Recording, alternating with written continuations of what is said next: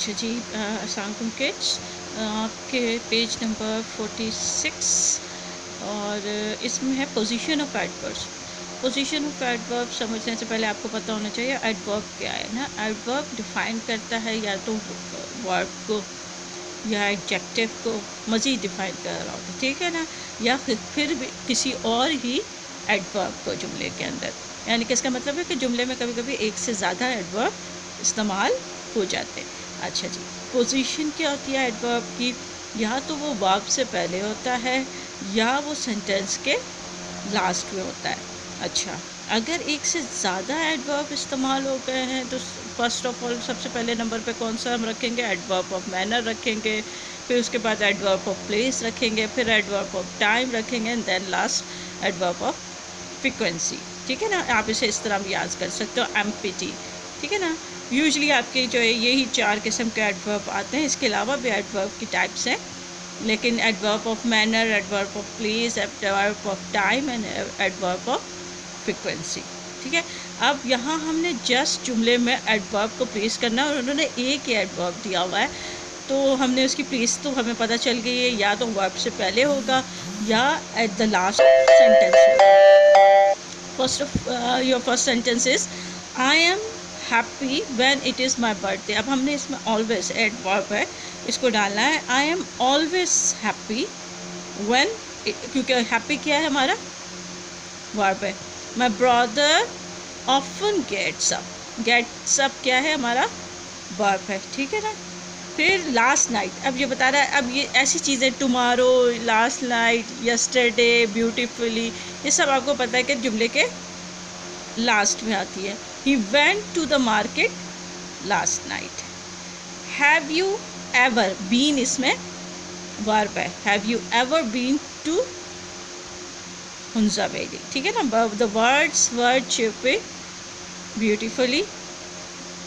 ठीक, आगे देखते हैं। Next is I am waiting, I am still waiting for Khalid to arrive. ठीक है, he saw a blind beggar in the market. सही। Next is your find a suitable adverb to replace each adverb phrase in the following sentence. अच्छा, phrase का क्या मतलब है कि अब वो जो है दो तीन एक से ज़्यादा वर्ड पे मुश्तमिल है, लेकिन है एडवर्ब। अब हमने उसको एक सिंगल वर्ड के एडवर्ब में कन्वर्ट करना है। ठीक है ना, कि वो ही मीनिंग रहे जुमले का। Our teacher wanted that work to be done without delay, इसकी जगह हम लिख सकते हैं immediately.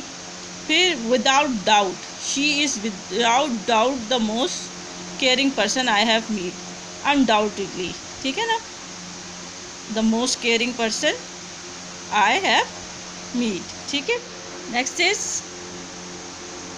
The plant flowers once every year, यानी कि जो है हर साल होते हैं लेकिन एक ही दफ़ा ना, हर साल में तो ईयरली, हर साल। ठीक है ना, फिर उसके बाद you should complete the work in a while, कम वक्त में। ठीक है ना, तो उसकी जगह हमने शॉर्टली।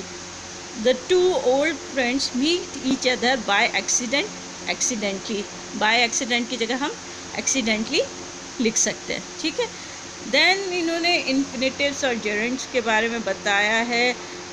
ठीक, एक इसमें कोई ख़ास, जैसे विल और शैल होता है ना, आप अब हर जुमले में विल और शैल जो है वो यूज़ कर सकते हैं, इसमें कोई ख़ास ऐसा फ़र्क नहीं है। आप अगर जेरेंट्स भी यूज़ कर लें या इन्फिनेटिव भी यूज़ कर लें तो इससे फ़र्क नहीं पड़ेगा, सिवाय आप ये देखें बिल्कुल एक लास्ट में एक एक्स्ट्रा सी चीज़ दी हुई है इन्होंने कि इसके अलावा क्या एक्सेप्शन है? After would, should, like, love, यानी कि जहाँ वुड आएगा, जहाँ शुड आएगा या लाइक आएगा कि लव आएगा, only the infinitive can be used. क्या यूज़ होगा? सिर्फ इन्फिनेटिव यूज़ होगा। इन्फिनेटिव जब हम यूज़ करते हैं टू लर्न, टू इम्प्रूव, यानी कि हमारे वर्ब के साथ जो है वो टू लग रहा होता है। इसी तरह जेरेंट्स के साथ क्या हो रहा था? वर्ब के साथ ING लग रहा होता है। Playing, doing, smoking, cleaning. ठीक है ना, अब यहाँ इन्होंने हमें एक्सरसाइज दी है, complete the following sentences with infinitive and Geraint with each is with ever is appropriate. इनमें से कौन सा दुरुस्त है, कौन सा अप्रोप्रिएट है इस लिहाज से। We felt the plane shaking in the storm. ठीक। I have always disliked smoking. Where did you learn to speak French? Is the exhibition word visiting? I don't mind getting up early. We had loved to come with you. She seems to know this place. अच्छा, एक चीज़ आपने देखी कि to मैंने use किया जहाँ where, why, what, इस तरह ये चीज़ें जो है ना वो जुमले में, यानी कि जो रियल में क्वेश्चन से वो वर्ड यूज़ हुए, हेल्पिंग वर्ब क्वेश्चन की जगह यूज़ नहीं हुई। सेकेंडली वही वाली बात, लव, लाइक, गुड, शुड, ऐसी जगहों पे जो है ये इस्तेमाल होगा। लेकिन फिर इसके अलावा आप चाहे जेरेंट यूज़ करें चाहे इन्फिनेटिव यूज़ करें, इतना ख़ास फर्क नहीं पड़ता है। Next page 48, identify जेरेंट्स।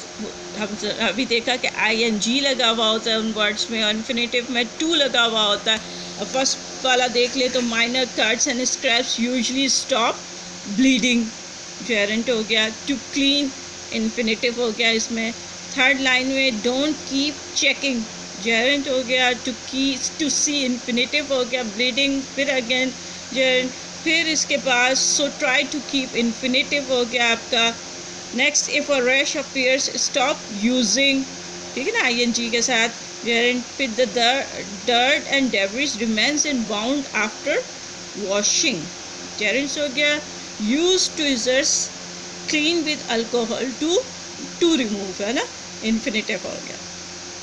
चलिए नेक्स्ट इस आपके पैसिव वॉइस लास्ट ईयर हम कर चुके हैं। मैं बस इसके नोट्स आपको दूंगी क्योंकि मैं आपको इसको डिटेल में समझा चुकी हूँ। यहाँ पर सिर्फ इतना है कि यहाँ सब्जेक्ट नहीं दिया हुआ।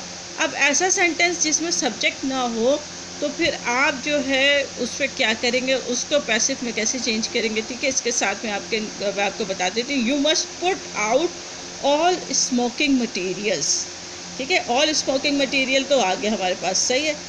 अब इसको हमने कर दिया स्टार्ट में, all smoking material must be put out. अच्छा जी, इन्होंने कहा है कि आपने change the following sentences into passive voice, subject in the passive sentence में बी स्किप। उसमें आपने इस तरह यूज़ करना है कि उसका सब्जेक्ट जो है उसको स्किप कर देना, ठीक है। दैट मीन कि अब इसमें बाय इस्तेमाल नहीं होगा क्योंकि बाय के बाद ही हम सब्जेक्ट लगाते हैं और सब्जेक्ट हमारा क्या, यू है, ठीक है ना। The smoking material third form होती है हमारी हमेशा मस्ट बी, मस्ट के साथ हम हमारा क्या लग जाएगा, बी लग जाएगा। पुट आउट, पुट सेम रहता है, ठीक है ना। फिर the sealed belt must be, must use हुआ है, मस्ट बी फेस्टेंड ईडी के साथ हो जाएगा, थर्ड फॉर्म आ जाती है। सेफ्टी प्रिकॉशंस विल के साथ क्या आ जाएगा, बी आ जाएगा, विल बी डेमोन्स्ट्रेटेड, ठीक। The safety instruction should be, ठीक है ना, शुड यूज हुआ हुआ, शुड बी रीड एक ही होता है। फिर the last one is small packages, can use हुआ है, कैन बी स्टोर्ड ईडी के साथ in the our head department, ठीक है ना। यू को हमने नहीं चेंज किया, यू दे, यू ये सारे क्या थे, सब्जेक्ट हमने स्किप करना था, ऐसे चेंज करना था। तो दैट मीन के आखिर में बाय नहीं लगेगा क्योंकि बाय के बाद ही हम जो है सब्जेक्ट अपना लगाते हैं, ठीक। Next is your writing skill, इसके भी मैं आपको नोट्स साथ दे रही हूँ, how to take care of cuts and scraps. Next page It's your review. He devised the most equitable. अच्छा जी. Plane of the setting in the black stone underline the word. इसके मीनिंग बताने equitable के. B है हमारा reasonable. He decided every case brought to him by friend or few. हर किसी को उससे का फैसला करते थे, चाहे वो दोस्त हो या दुश्मन. तो few का जो है हमने बताना है मीनिंग. एनिमी हो गया हमारा. द एंसेस्टर अबाव अजदाद हो गया. Killed a member of our family, their ancestor. ठीक. फोर फादर्स को कहते हैं. बी हो गया. फिर प्रियर पहले के लिए, कबल के लिए इस्तेमाल होता है, तो प्रीसीडिंग इसका हो गया.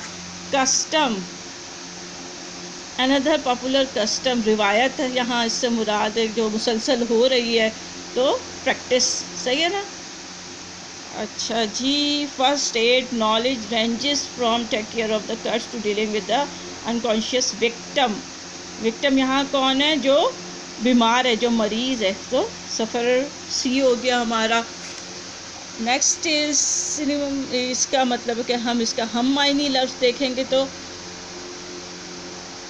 इसका फर्स्ट वाला हो जाएगा ए, परसिस्ट. नेक्स्ट भी इसी तरह रिवॉर्ड. रिवॉर्ड इनाम को कहते हैं. प्राइस. एंड दिस वन, इसमें अब हमने उलट देखना है. माइटी बहुत बड़ा बुलंद होता है तो ताकतवर, माइटी होता है तो वीक हो जाएगा. फिर हमने उलट देखना है, फेल का सक्सीड हो जाएगा. अच्छा जी. The accident was due to the his ruthlessness. The underworld is a dash now. अच्छा जी. अब हम इसे टच कर सकते हैं 5 सेंसेस में? नहीं कर सकते ना इस वर्ड को. तो ये क्या होगा? एब्स्ट्रैक्ट. जब हम अपने 5 सेंसेस में टच कर सकते होते तो ये कॉन्क्रीट होता, और ये बहुत सारे ग्रुप के साथ बात की जा रही होती तो कलेक्टिव होता. एक वर्ड किसी पूरे ग्रुप को जाहिर कर रहा. तो यहाँ ये एब्स्ट्रैक्ट है. ये हम सब पढ़ चुके हैं पीछे. ठीक है. ऑडियंस. फिर ये एक वर्ड है जो बहुत ज़्यादा लोगों को शो कर रहा है, ये कलेक्टिव हो गया. ठीक. नेक्स्ट इज ग्रामेटिकल है ये. We have to take the bus early tomorrow morning. First वाला होगा इसमें. Next is we dash our bottle. So we could ed यानी कि पास्ट में चला गया, तो अब ना क्लीनिंग आएगा ना क्लीन आएगा. क्या आ जाएगा? क्लीनड आ जाएगा. सही है. फिर Ali was impressed by Sarmas grade. Last summer पिछली गर्मियों की बात हो रही है, तो ईडी वाला हमारा यूज़ हो रहा है word. We visited many places. Simple है हमारा present, sorry past indefinite.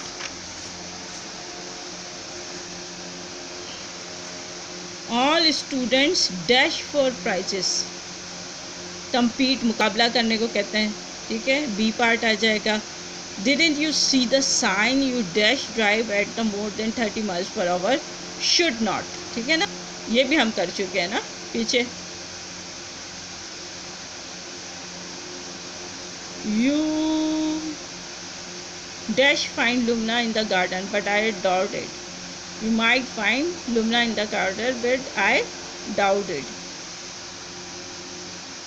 Choose the correct spelling. इसमें intercede जो है वो सही स्पेलिंग है तीनों में. अच्छा. इसके आंसर्स भी मैं साथ ही आपको दे रही हूँ. फिर देन आपका पैसेज है, आपका पैसेजेस आ जाते हैं, ये भी मैं आपको इंशाल्लाह कराऊंगी और उसकी प्रैक्टिस कराऊंगी. अच्छा. अब क्या होता है, आपके पैसेज जब बनकर आता है तो एक तो पैसेज से रिलेटेड क्वेश्चंस आते हैं कि उसमें से आपने उसके आंसर निकालेंगे. सेकंड थिंग क्या होती है, पैसेजेस के वर्ड्स को अंडरलाइन किया हुआ होता है और आपसे उसके इंग्लिश मीनिंग पूछे हुए होते हैं. थर्ड चीज़, आपसे पैसेज का टाइटल मालूम किया जाता है. फोर्थ जो है प्रेसी. अब आप देख रहे हर चैप्टर के साथ में आपको उसकी प्रेसी करा रही हूँ. ठीक है ना. क्यों? ताकि थोड़ा सा आपको आइडिया हो. जब हम प्रेसी की तरफ आए हैं तो आपको आइडिया हो कि ये क्या चीज़ है. ठीक.